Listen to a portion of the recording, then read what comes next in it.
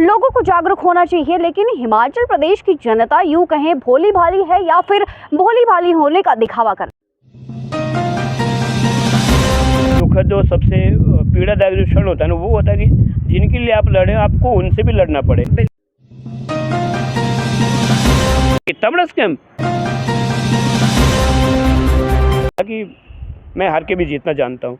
हिम्मत कैसे जुटाई तीसरी बार जीतने की? मुझे भी लगा कि ये पागलपन है। घर पे दरवाजे नहीं है, घर में खिड़कियाँ नहीं है, अंदर प्लास्टर नहीं किया हुआ, बिना प्लास्टर के अभी होने वाला। क्या नाथूराम वाकई पागल है? क्योंकि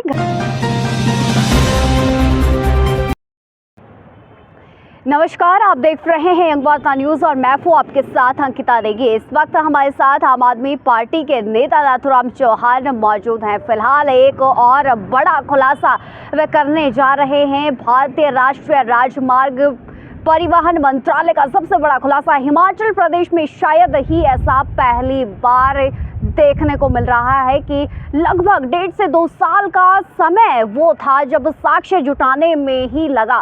फिलहाल क्या पूरी खबर है, इस बीच हमारे साथ जुड़े हुए आम आदमी पार्टी के नेता नाथूराम चौहान।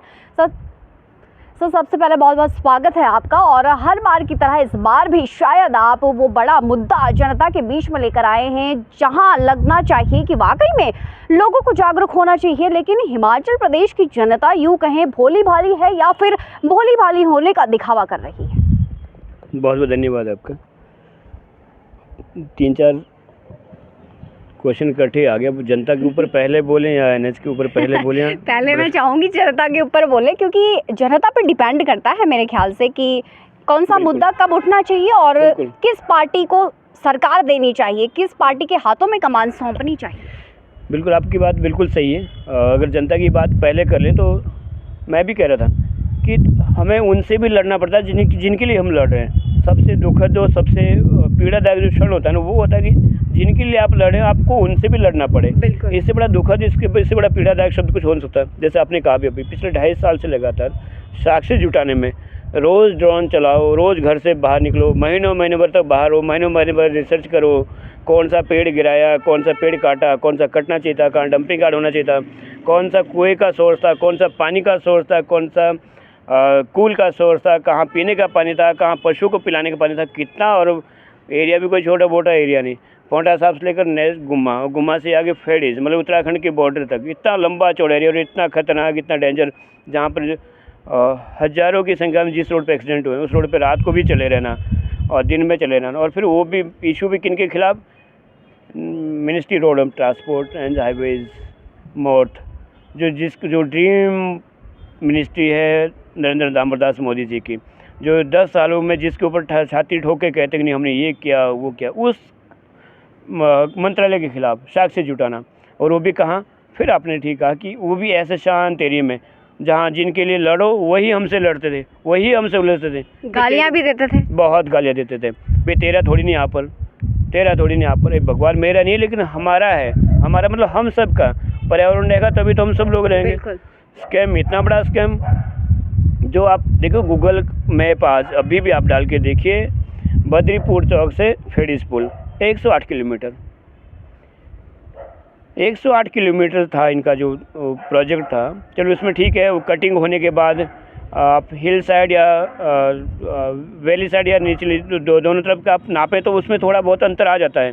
अगर आप हिल साइड का लेंगे तो थोड़ा शॉर्ट होगा, कम आ जाएगा वो। फिर भी कितना बनता है? 103 किलोमीटर। और मिनिस्ट्री रोड एंड ट्रांसपोर्ट या नितिन जयराम गडकरी जी के मंत्रालय ने कितना लिखा था? 97 किलोमीटर।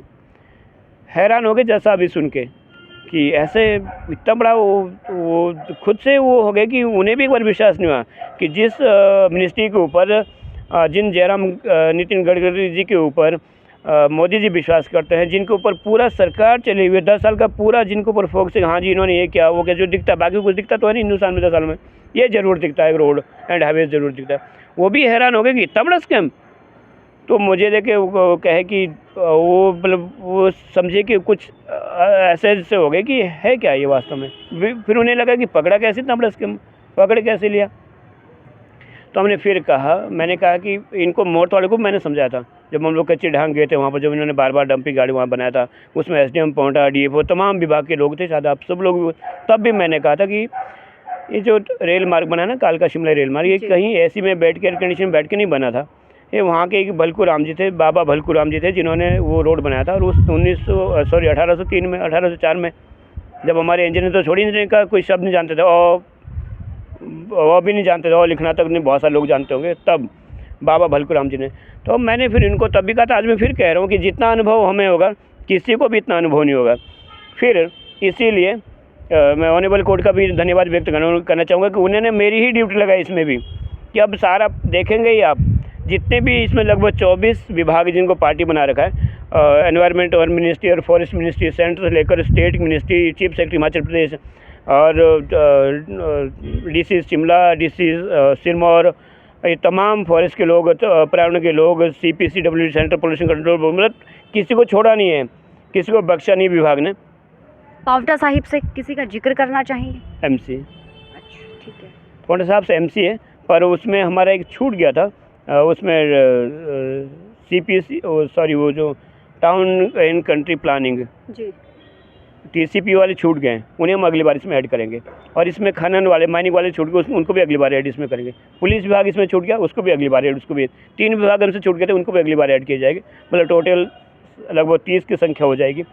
अब वो लोग ग्राउंड पे आएंगे, अब वो लोग रोड पे आएंगे। जो लोग जहाज़ों में घूमते थे ना, जो जिनके टिकट भी कोई और कटा था, कंपनी कटा था, जहाज़ में घूमते थे, उनसे मिलने भी जाते थे ना वर्ल्ड बैंक वालों से, कितने VIP होटल में रुकते थे, 5 स्टार में रुकते थे, वो वहाँ परमिशन लेनी होती थी मिलने के लिए, और परमिशन के बाद भी अगर अंदर से कहेंगे हम मिल सकते हैं तभी मिल सकते, लेकिन अब वो लोग रोड पे आएंगे।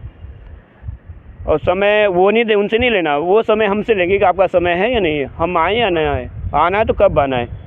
देखो, जब कोर्ट का जब डंडा पड़ता है, या जो इतनी हाई पावर का जब डंडा पड़ता है, तो अच्छे को होश ठिकाना था। आपने फिर कहा कि हिमाचल प्रदेश में ऐसा नहीं हुआ, हिमाचल नहीं हुआ, हिंदुस्तान भर में नहीं हुआ होगा। मैं आपको याद दिलाऊँ, हिंदुस्तान भर का सबसे बड़ा स्कैम हमने पकड़ा है, सबसे बड़ा घोटाला हिमाचल हिंदुस्तान भर का पकड़ा है।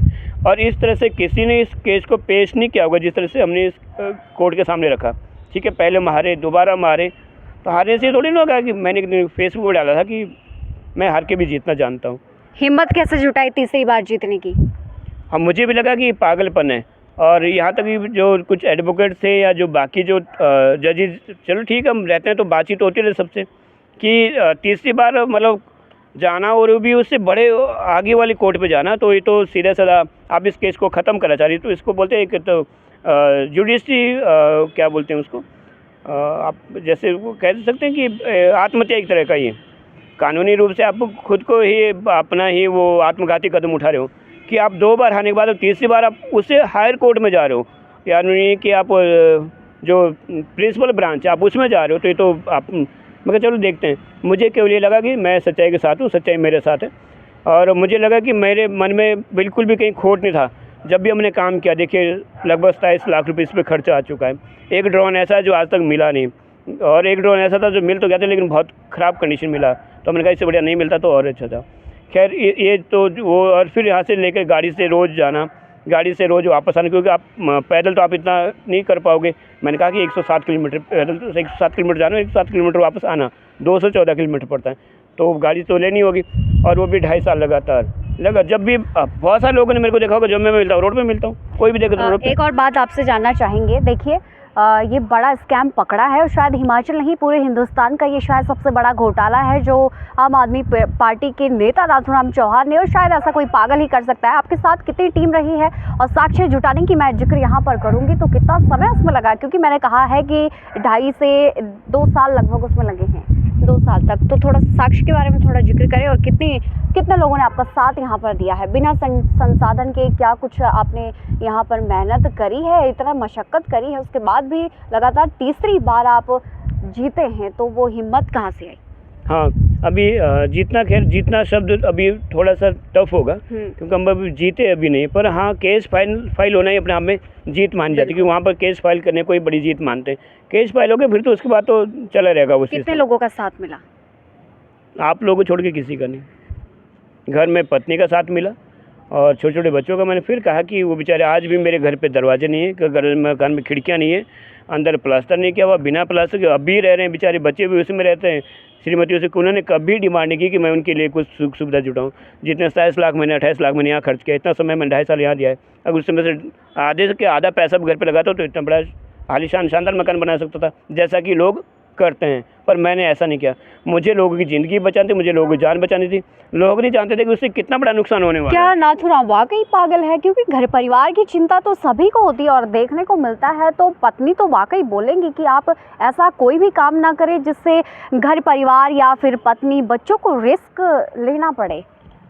अब रिस्क की अगर बात करें तो सच में इतना बड़ा रिस्क है कि जो बड़े वाले बेटा 5 साल का हुआ 4 दिन पहले भी, तो उसे हम घर से बाहर कहीं दूर तक भी जाने नहीं दे सकते, क्योंकि वो बड़ा फ्रेंडली है, सबसे हाई हेलो करता है, सबके साथ घुल मिल जाता है।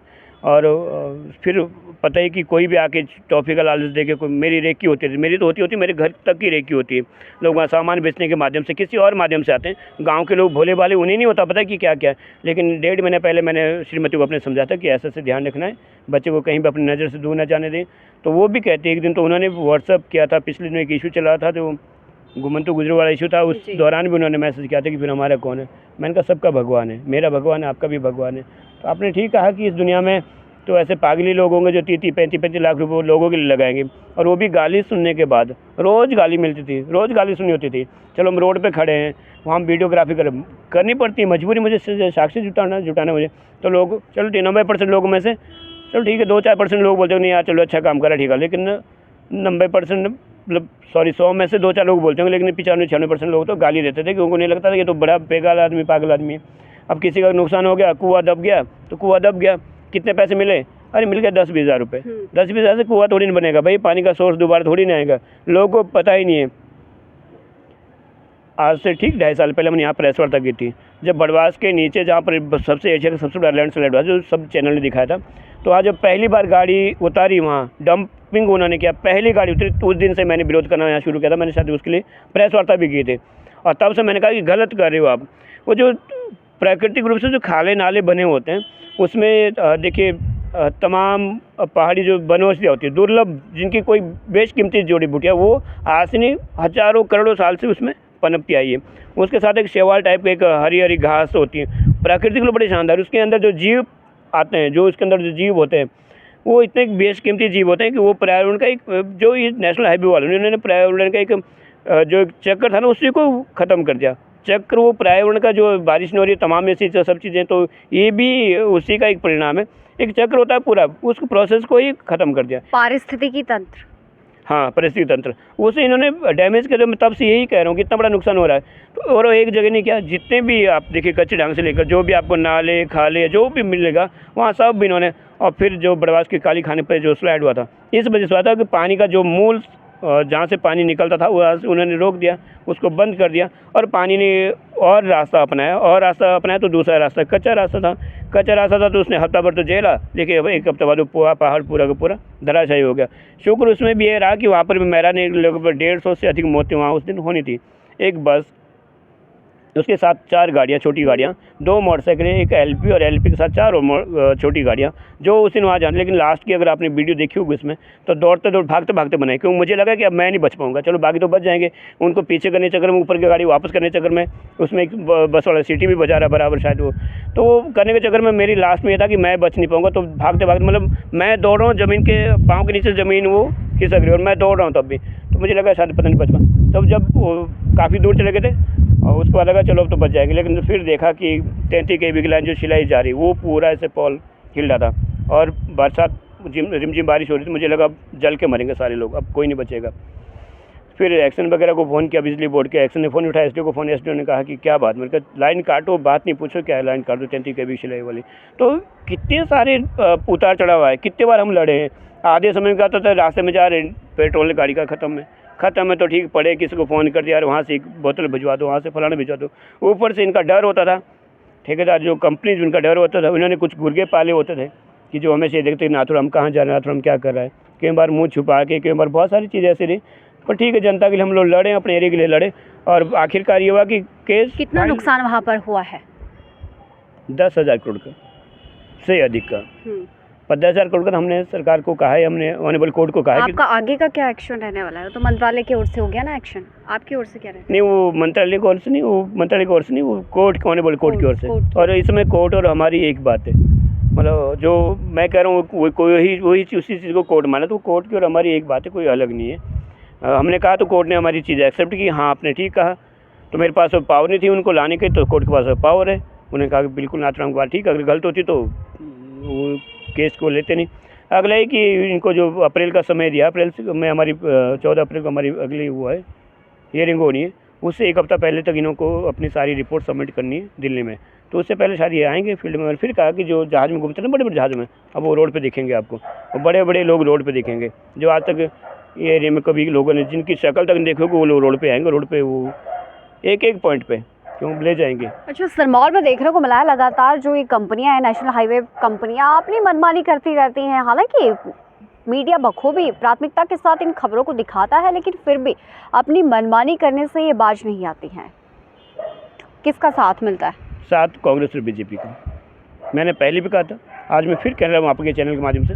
पिछले दिनों चुनाव था, उसमें एक नेताजी की बड़ी बड़ी फ़ोटो लग रही है, फालतू में वो पेस्ट करके गडकरी जी के साथ लग रही है।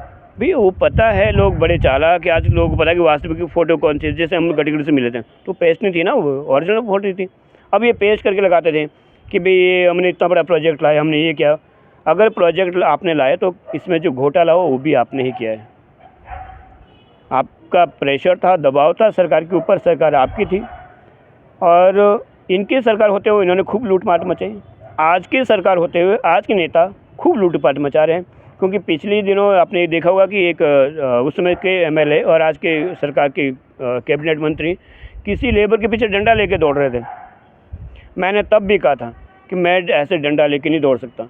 एक जनप्रतिनिधि होने के नाते मैं ऐसे तो नहीं दौड़ूंगा, लेकिन मैं वो डंडा मारूंगा, और किसे डंडा मारना है वो भी पता था। मैं तब भी मेरी ये वोटिंग थी कि मैं कम से कम ऐसे नहीं दौड़ूंगा जैसे माननीय हर्षवर्धन चौहान जी किसी के पीछे डंडा लेके दौड़ रहे। हम दूसरे डंडे से मारेंगे, और वो डंडा आज इतना वो होता कि दिखता नहीं, लेकिन और मारना भी किसको, लेबर को क्या मारना था यार। पर आज वही मंत्री महोदय बिल्कुल गहरी निद्रा में सोए हुए, चुपचाप सोए हुए। बाकी तो आप छोड़िए, जो बरसात में लैंडस्लाइड हुआ था ना, वो तक नहीं उठा रखा है। जो उठना चाहिए था, कंपल्सरी था, उसको नहीं उठा रखा है। तो इनका दोनों का, माननीय हर्षवर्धन चौहान जी को, माननीय बलदेव सिंह तोमर जी का इतना ज़बरदस्त साथ मिला ना कंपनी को। और ये दोनों, इस भाषा में तो इन सीधे सीधे चोर कहना चाहिए इन दोनों को। इसमें तो सीधी सीधी इनकी रिस्पॉन्सिबिलिटी पर, इनकी जिम्मेदारी बनती है। बल्कि अभी आज इससे पहले हमने जो मीडिया में कहा, उसके बाद कुछ लोगों ने कहा भी था कि अपने नेताओं को क्यों छोड़े। मैं चलो आगे समय आएगा, सबका समय आएगा। वो विषय क्योंकि कोर्ट और मिनिस्ट्री से संबंधित था, डिटेल उसमें बताना था। और ये अब इंटरव्यू तो सभी चैनल पर चलते रहेंगे, लगातार होंगे। तो इनके दोनों के साथ के बिना या सरकार के सहयोग के बिना ये सब नहीं हो सकता था। पर मैं फिर शिलाई की जनता और सिरमौर की जनता को फिर कहना चाहूँगा कि इन दोनों से निकम्मे नेता आज तक हमने सच में मैंने नहीं देखे। क्योंकि क्या, इन्हें सब पता था, ये सब जानते सब थे। इन्होंने खूब डराया कंपनी को, खूब झटकाए लोगों को। मेरा तरीका कोर्ट के माध्यम से लड़ने का तरीका है। यहाँ पर लेश मात्र भी संभावना नहीं रहती कि इसमें 1 रुपये का भी मैं हेर फेर कर पाए, क्योंकि कोर्ट के माध्यम से हो रहा है सारा। कोर्ट ने पार्टी बना रखा है, कोर्ट ने इनको गाइडलाइन दी कि आपको ये करना है। रोड पे वो सारी चीज़ें होगी, आप सबके सामने होगी, आपके सारे के कैमरे ऑन होंगे। मैंने कहा कि हमारे वहाँ स्पेशल कैमरा हम लोग लगाएंगे, ड्रोन तक लगाएंगे, चलाएंगे वहाँ पर, ताकि कोई गड़बड़ ना इसमें रहे। और वो पूरे साक्ष्य, पूरे सबूत कोर्ट को देंगे। लेकिन इन लोगों ने जो किया था, चाहे वर्तमान सरकार चाहे इससे पहले की सरकार हो, इन्होंने तो बंद कमरे में किया ना सारी सेटिंग। इनको तो बंद कमरे में सेटिंग हुई थी, और वो भी कई करोड़ों रुपए की होगी। इनके जो अंधभक्तों और चमचे को जो तकलीफ होती है तो होनी चाहिए। अभी किसने मुझे फिर कहा कि आप उस व्यक्ति के ऊपर उंगली उठा रहे हो जो इतना बड़ा, जिसके दम पे मोदी चुनाव लड़ रहा है। मैंने कहा तो पहले ही कहा ये चीज़ें कि मोदी उनके दम पे चुनाव लड़ रहे हैं, मोदी के लिए ड्रीम विभाग है वो। पर गडकरी से मेरी रिलेशन भी, फिर वक्त आदमी बोलेगा आपकी रिलेशन भी बिल्कुल गडकरी से मेरे से, वो अलग बात है।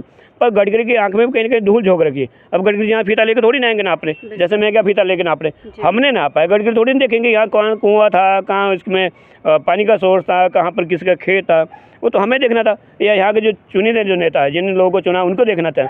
उन्होंने, वो दोनों अंधे हो गए, वो पैसे के लालच में दोनों इतने अंधे हो गए कि उन्हें नहीं दिख रहा है कि उन्होंने आने वाली नस्लों के लिए कितनी बड़ी मुसीबत पैदा कर दी यहाँ पर। फिर उसके बाद एक चीज़ जो एक वहाँ पर चर्चा हुई कि भाई यहाँ पर चीन और पाकिस्तान का नाम आ जाएगा जी, या राम का नाम आ जाएगा, ऐसा वहाँ जो चलो चर्चा होती है सबकी। उन्होंने कहा कि जहाँ चीन का नाम आ गया, पाकिस्तान का आ गया, या भगवान राम जी का नाम आगे, वहाँ पर सारी चीज़ फिर दब जाती है। तो हमने तब उनको ये कहा, हमने समझाया ठीक है, ऑनरेबल कोर्ट ने भी ऐसा कहा कि वो सुरक्षा से संबंधित है, चीन से संबंधित या पाकिस्तान से संबंधित रोड बन रहा होगा। मैंने कहा जी चीन के लिए बन रहा है। तो फिर उन्होंने कहा कि ऐसा भी तो हो सकता है कि, तो मैंने कहा जी चीन को आने की ज़रूरत तो पड़ेगी नहीं, क्योंकि जहाँ पर हज़ारों टन RDX यूज़ किया गया हो जिस बिल्कुल। पहाड़ को दरकाने के लिए, जहाँ पर पानी के सारे रिसोर्सेज ख़त्म कर दिए गए हो, जहाँ हरियाली का नामो निशान मिटा दिया गया हो, जहाँ कहीं वो टनों के हिसाब से जो धूल उड़ी है पिछले 2.5 साल में, जो आप एक डंपिंग यार्ड आपने बना दिया और वहाँ से 5-6 किलोमीटर तक नीचे तक आपका वो मिट्टी जा रही, तो उससे 10 गुना डस्ट तो ऐसे उड़ भी जाती थी, जो उसके 100 में से 10 गुना तो ऐसे उड़ जाता था जो हवा के साथ उड़ता था। तो लोगों के सांसों में लोग फेफड़े के लोग रोगी हो गए, लोगों को वहाँ जो हार्ट के मामले इतने बढ़ गए। तो मैंने कहा चीन को आने की सर यहाँ जरूरत नहीं पड़ेगी, क्योंकि वो काम थे एक कंपनी वाले और हमारे नेता। RDX का कितना प्रयोग हुआ पहाड़ों को तोड़ने के लिए? बहुत भयंकर, बहुत भयंकर। उसके अगर जो हमारे पास फुटेज है, जो उसके पास हमारे पास वीडियोज है, वो तो कईयों सैकड़ों पेटियाँ एक जगह रखी हुई है फुटेज। हम सबको नहीं दे सकते, सार्वजनिक उसको कर भी नहीं सकते, लेकिन ऑनरेबल कोर्ट जब चाहेंगे ऑनरेबल कोर्ट में उसको भी हम पेश करेंगे। बहुत बहुत शुक्रिया। और ऐसे तमाम बड़ी खबरों के लिए यंग वार्ता न्यूज़ चैनल को लाइक और सब्सक्राइब करें। पाउंटा साहिब से सहयोगी तनु शर्मा के साथ यंग वार्ता न्यूज़ के लिए अंकिता नेगी।